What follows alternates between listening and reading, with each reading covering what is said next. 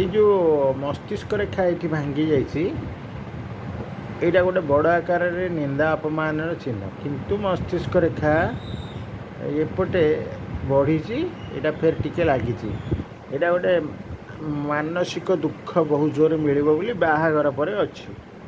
ହୁଏତ ଯଦି ରବିଙ୍କ କ୍ଷେତ୍ରରେ ଗୋଟେ କଳା ଯାଇ ଅଛି, ଏଠି ନିନ୍ଦା ଅପମାନ ଅପଯଶ ମିଳିବାର ଯୋଗ, ବୁଝିଲେ?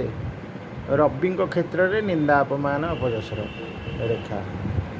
ହାତରେ ଆପଣଙ୍କର ବୈବାହିକ ଜୀବନରେ ସ୍ୱାମୀ ସ୍ତ୍ରୀ ଭିତରେ ଭଲ ପଡ଼ିବ। ସ୍ୱାମୀ ସ୍ତ୍ରୀ ସମ୍ପର୍କ ଅତି ଉତ୍ତମ, କିନ୍ତୁ ଅତ୍ୟଧିକ ଲୋଭାସକ୍ତ ନ ହୁଅନ୍ତୁ। ସେ ମାନେ ଅଛି ସେମିତି। ହାତରେ ଯଦି ମସ୍ତିଷ୍କ ରେଖା ଏଇ ସ୍ଥାନରେ ଟିକେ ଉଠିକି ଅଛି,